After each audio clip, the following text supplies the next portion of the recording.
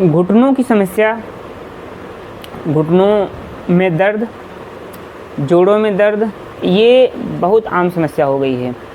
आज की वीडियो में हम जानेंगे कि इस समस्या का कारण क्या क्या हैं, इस समस्या को हम कैसे पहचानेंगे, इसके लक्षण क्या हैं और सबसे महत्वपूर्ण इसका इलाज क्या है, उसके बारे में हम जानेंगे। कैसे हम अपने खान पान से ही इस समस्या को ख़त्म कर सकते हैं जड़ से। अगर ये समस्या नहीं है तो कैसे हम अपनी डाइट से इस समस्या को आने से ही रोक सकते हैं। नमस्कार, मैं सुशील यादव, स्वागत है आप सभी का मेरे YouTube channel health and pharmacy में। घुटनों की समस्या बहुत आम समस्या है और कई कारणों में से इसका जो एक मेन कारण है वो है यूरिक एसिड का बढ़ जाना।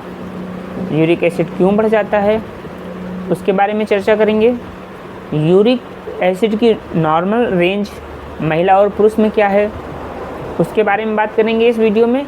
तो इस वीडियो को पूरा देखें और आप सभी से निवेदन है कि इस वीडियो को ज़्यादा से ज़्यादा शेयर करें, जो भी प्रैक्टिशनर हैं उनके पास शेयर करें और इस वीडियो को, इस चैनल को सब्सक्राइब भी करें, आप सभी से निवेदन है। हाँ, तो हम जानेंगे सबसे पहले इसके लक्षण के बारे में कि अगर किसी को घुटनों का दर्द यानी गठिया, जो गठिया होता है, अगर गठिया हो रहा है तो इसके कौन से लक्षण प्रकट होंगे, कैसे हम पता करेंगे कि जो दर्द हो रहा है घुटनों में वो गठिया ही है। क्योंकि गठिया में सबसे पहले क्या होता है कि घुटनों में ही दर्द होता है, फिर जोड़ों में दर्द होता है, धीरे धीरे पूरे शरीर के जोड़ों में दर्द होने लगता है। तो हम जानेंगे कि इसके लक्षण क्या हैं।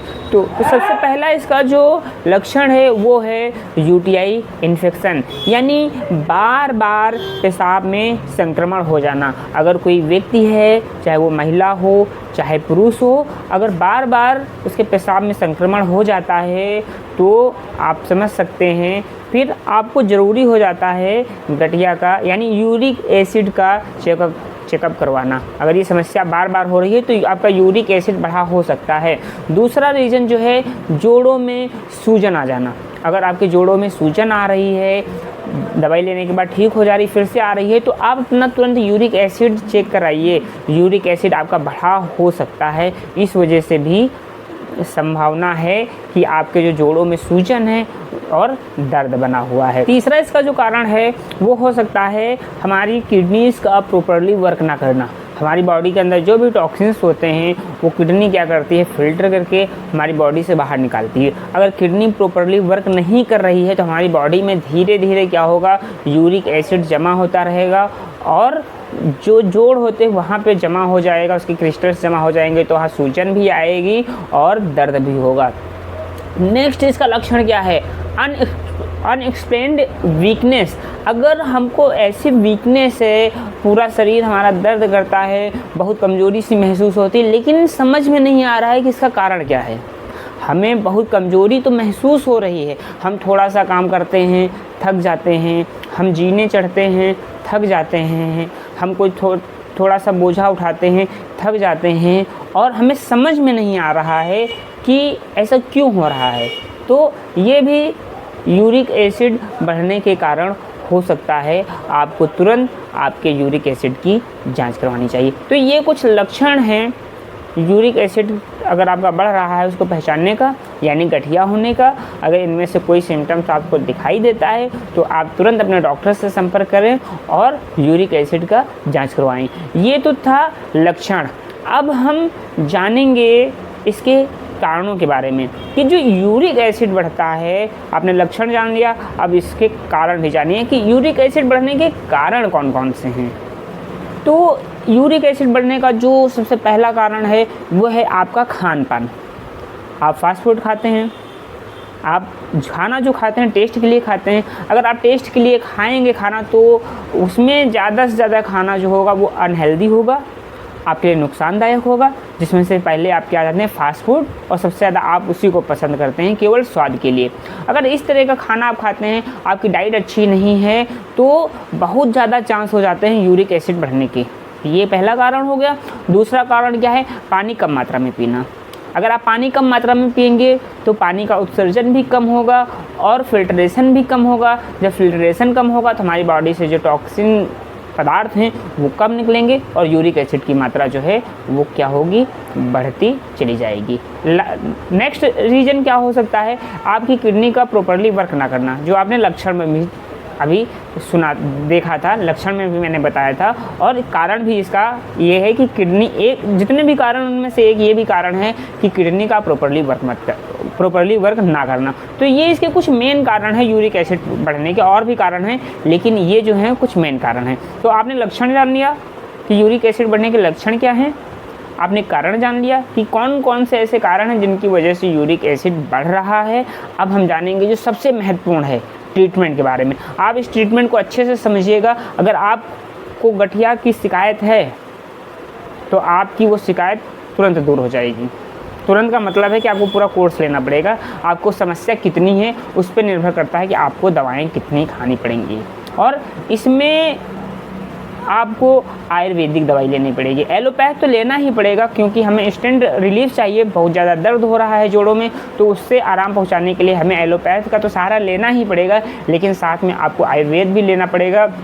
और जिस तरह से मैं बताऊंगा अगर आप उस तरह से लेते हैं और कुछ चीज़ें मैं बताऊंगा अगर उनको फॉलो करते हैं तो यकीन मानिए कुछ समय में आपका गठिया जो रोग है वो सही हो जाएगा और दोबारा आपको ये रोग भी नहीं होगा, लेकिन उसके लिए आपको थोड़ी सी मेहनत करनी पड़ेगी। तो अब हम जानते हैं इसके ट्रीटमेंट के बारे में। तो जो मैंने लक्षण बताए हैं, अगर ये कुछ दिखता है तो आप उसका क्या कराएंगे, यूरिक एसिड का टेस्ट कराएंगे। और यूरिक एसिड की जो रेंज होती है वो क्या होती है, यूरिक एसिड की जो रेंज है मेल में वो 3.4 से 7 होती है और फीमेल में 2.5 से 6 होती है। अगर इससे बढ़ा हुआ आता है तो आप जो मैं ट्रीटमेंट बता रहा हूँ उस ट्रीटमेंट को आप क्या करेंगे, फॉलो करेंगे। और वो ट्रीटमेंट अगर आप फॉलो करते हैं तो यकीन मानिए आपको रिलीफ ज़रूर मिलेगा। अगर आपका यूरिक एसिड बहुत ज़्यादा बढ़ा हुआ है तो आपको जाइलोरिक टैबलेट 300 लेना है। अगर मीडियम है तो आपको जाइलोरिक टैबलेट 200 लेना है। और अगर बहुत 8-9 है, 8 है, 10 है तो आपको जाइलोरिक टैबलेट 100 लेना है। कितनी बार लेना है, दिन में 2 बार लेना है। कब तक लेना है, जब जैसे जैसे हमेशा के लिए नहीं लेना, जैसे जैसे आपको रिलीफ मिलता जाएगा वैसे वैसे आप इसको लेना कम कर दीजिए। बीडी ले रहे थे, सुबह शाम ले रहे थे, इसको एक टाइम। अभी डोज के बारे में मैं आगे बताऊंगा कि किस तरह से लेना है। तो फर्स्ट टैबलेट आपको क्या लेना है, जाइलोरिक लेना है। और समस्या अगर ज़्यादा है तो 300, थोड़ा सा कम है तो 200, और ना के बराबर समस्या बहुत कम है तो आप 100 भी ले सकते हैं। या फिर इस टैबलेट की जगह आप एक और टैबलेट है उसका भी यूज़ कर सकते हैं। वो टैबलेट है फेप्टेड। अगर समस्या ज़्यादा है तो 80 mg लेना है, और अगर समस्या कम है थोड़ा सा तो आपको 40 mg लेना है। इसको भी सुबह शाम लेना है। कब तक लेना है, जब तक कि आपकी समस्या बनी हुई है। जैसे जैसे समस्या कम होगी वैसे वैसे आप इसकी डोज को रिड्यूस करते जाएंगे और उसके बाद इसको लेना बंद कर देंगे। अब ये तो एलोपैथ मेडिसिन थी जो इंस्टेंट काम करना स्टार्ट कर देगी, आपकी समस्या को कम करेगी, लेकिन आप दवाई खाना बंद करेंगे आपकी समस्या फिर से हो जाएगी। साथ में आपको एक आयुर्वेदिक मेडिसिन भी लेना है। कौन सी है वो, पुनर्नवादि गुगलू। बहुत इंपॉर्टेंट है। जो एलोपैथ मेडिसिन बताई है मैंने वो तो इंस्टेंट अपना काम करना स्टार्ट कर देगी, लेकिन आप जैसे ही बंद करेंगे आपको फिर से ये समस्या हो जाएगी। अगर आपको आपकी समस्या को जड़ से ख़त्म करना है तो आपको ये आयुर्वेदिक दवाई लेनी पड़ेगी। इसको लेना कैसे, पुनर्नवादि गुगलू की 2 गोली सुबह दोपहर शाम को लेना है। कब तक लेना है, 1 महीने तक लेना है। 2 टैबलेट सुबह, 2 दोपहर में, 2 शाम को लेना है। कब तक, 1 महीने तक। उसके बाद में आपको 2 गोली सुबह और 2 गोली शाम को 6 महीने तक लेना है। 2 गोली सुबह, 2 गोली शाम को 6 महीने तक लेना है। और जो मैंने एलोपैथ मेडिसिन बताई थी वो जैसे जैसे आपकी समस्या कम होती जाती है वैसे वैसे आप उसको रिड्यूस कर दीजिएगा। 6 महीने के बाद आपको आपका यूरिक एसिड चेक कराना है। अगर आपका यूरिक एसिड नॉर्मल है और आप डाइट फॉलो कर पाते हैं, अपनी डाइट को मेंटेन कर पाते हैं, डाइट डाइट के बारे में मैं अभी आगे बताऊंगा। अगर आप अपने खान पान पे कंट्रोल रख पाते हैं तो आपको आगे इस दवाई को लेने की आवश्यकता नहीं है। लेकिन अगर आप किसी भी कारणवश अपनी डाइट मेंटेन नहीं कर पा रहे हैं, अपने खान पान पे ध्यान नहीं रख पा रहे हैं, तो इस गोली को आपको सुबह शाम एक एक करके हमेशा के लिए लेना है। आयुर्वेदिक गोली है, ना के बराबर इसके साइड इफ़ेक्ट हैं। इस गोली को लेने से आपको धीरे धीरे आराम मिलने लग जाएगा, लेकिन आयुर्वेद दवाई है, धीरे धीरे फ़ायदा करेगी। तो जो जोड़ हैं, जो सूजन है, उनमें दर्द भी होगा। तो हम इस दर्द के निवारण के लिए क्या लेंगे, तो इसमें हम क्या लेंगे, जीरोडॉल TH लेंगे। कौन सी मेडिसिन लेंगे, जीरोडॉल TH लेंगे। कब तक लेंगे, 10 दिन तक लेंगे। कैसे लेंगे, सुबह शाम लेंगे। जीरोडॉल TH टैबलेट को लेना है, सुबह शाम 10 दिन तक लेना है। जीरोडॉल TH के साथ में रेडोज 90 mg लेना है, इसको भी सुबह शाम लेना है। कब तक लेना है, 15 दिन तक लेना है। 15 दिन के बाद आपको रेटोज MR स्टार्ट कर देना है। एक चीज़ का ध्यान रखिएगा, जब रेटोज MR आप स्टार्ट करेंगे, रेटोज MR जैसे स्टार्ट करेंगे, आपको जीरोडॉल TH जो है उसको नहीं देना है। शुरुआत में आपको जीरोडॉल TH 8 mg देना है सुबह शाम। इसके साथ में रिडॉक्स 90 mg सुबह शाम देना है, 15 दिन तक देना है। उसके बाद में आपको रेडोज MR देना है और जो जीरोडॉल TH है उसको बंद कर देना है। इसको कब तक देना है, जब तक आपकी समस्या बनी रहती है तब तक आपको रेडोज MR सुबह शाम एक एक गोली देते रहना है। इन दवाओं के साथ में आपको कोई गैस की दवाई लगा लेनी है, एसिलॉग ले सकते हैं, रेंटेक ले सकते हैं। 150 समस्या ज़्यादा है तो 300 ले सकते हैं। अगर दर्द बहुत ज़्यादा है तो टैबलेट आप अल्ट्रासेट ले सकते हैं, SOS, यानी जब आपको आवश्यकता हो, दर्द बहुत ज़्यादा है तो अपनी आवश्यकता के अनुसार दर्द को कम करने के लिए आप अल्ट्रासेट टैबलेट का उपयोग कर सकते हैं। तो ये इसका ट्रीटमेंट था जिस तरह से मैंने बताया है। अगर आप उस तरह से अपने पेशेंट को देते हैं या खुद लेते हैं तो निश्चित है आपको रिलीफ मिलेगा। अब सबसे इम्पॉर्टेंट है इसमें, अगर आप आयुर्वेदिक दवाई कर रहे हैं तो उसमें सबसे इम्पॉर्टेंट होता है आपका खान पान। तो सबसे पहले हम जानेंगे, अगर आपको यूरिक एसिड आपका बढ़ा हुआ है, आपको गठिया है तब भी, अगर यूरिक एसिड आपका नॉर्मल है तब भी, तो सबसे पहले हम जानेंगे कि हम क्या ना खाएं जिसकी वजह से हमारा यूरिक एसिड जो है वो ना बढ़े और हम गठिया बीमारी से पीड़ित ना हों। तो सबसे पहले आप बाहर का खाना बंद कर दीजिए।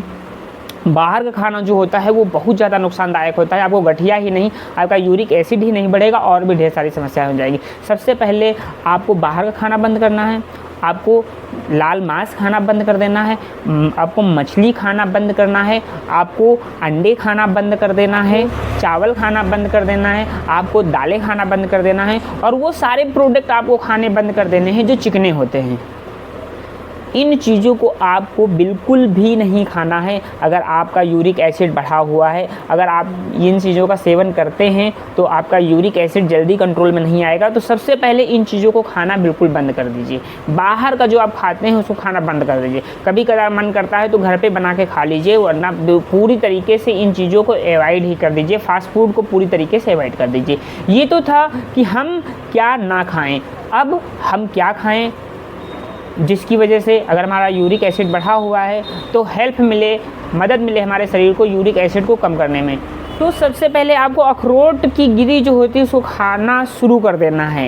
ये केवल यूरिक एसिड को कम करने में हेल्प नहीं करती है, बहुत सारी चीज़ों में मदद करती है। आपको कैसे खाना है, रात में 2 अखरोट की गिरी को पानी में डाल देना है और सुबह उसको खाली पेट चबा चबा के खाना है। दूसरा, आपको क्या खाना है, फाइबर वाली चीज़ें खानी है जिसमें हाई फाइबर हो, रिच अमाउंट में फाइबर हो।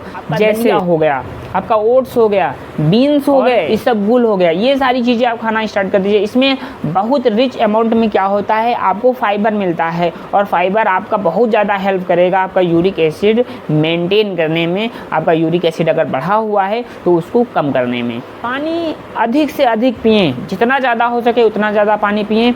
अजवाइन आयुर्वेद में बहुत ज़्यादा उपयोग की जाती है और रामबाण इसको समझ सकते हैं, ये बहुत ज़्यादा काम करती है। तो अगर आपका यूरिक एसिड बढ़ा हुआ है तो आप क्या करेंगे कि अजवाइन लेंगे, 1 कप पानी लेंगे, उसमें अजवाइन को डालेंगे, उसको उबालेंगे, ठंडा होने तक उसको रख देंगे, फिर छान के चाय की तरह थोड़ा थोड़ा सा पिएंगे। इससे भी आपको बहुत ज़्यादा लाभ मिलेगा।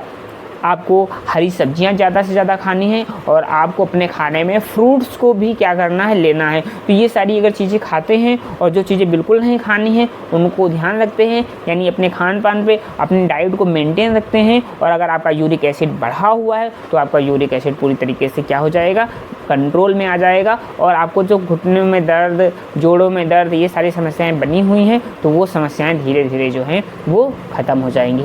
अगर आप बिना यूरिक एसिड चेक कराए केवल घुटनों के दर्द का पेन किलर ले रहे हैं तो जब तक आप पेन किलर लेते रहेंगे आराम मिलेगा, लेकिन आपका लीवर और किडनी धीरे धीरे डैमेज होता चला जाएगा। इसलिए अगर ये समस्याएँ हैं जो मैंने लक्षण बताए हैं उनमें से कोई भी लक्षण आपको दिखता है और आप प्रैक्टिशनर हैं तो सबसे पहले अपने पेशेंट का यूरिक एसिड चेक करवाइए। अगर बढ़ा हुआ है तो जो मैंने मेडिसिन बताई हैं, जिस तरह से बताई हैं मैंने आपको उसी तरीके से देना है। डाइट को फॉलो करवाइए अपने पेशेंट से। अगर ये सारी चीज़ें आपका पेशेंट करता है तो यकीन मानिए आपको पेशेंट को बिल्कुल लाभ मिलेगा और जीवन में दोबारा कभी भी वो इस रोग से ग्रसित नहीं होगा अगर वो अपने डाइट को फॉलो करता है। अगर आपको मैं रिक्वेस्ट करता हूं कि इस वीडियो को ज़्यादा से ज़्यादा शेयर करिए और जो प्रैक्टिशनर्स हैं उनके पास ज़रूर भेजिए और इस चैनल को सब्सक्राइब करिए।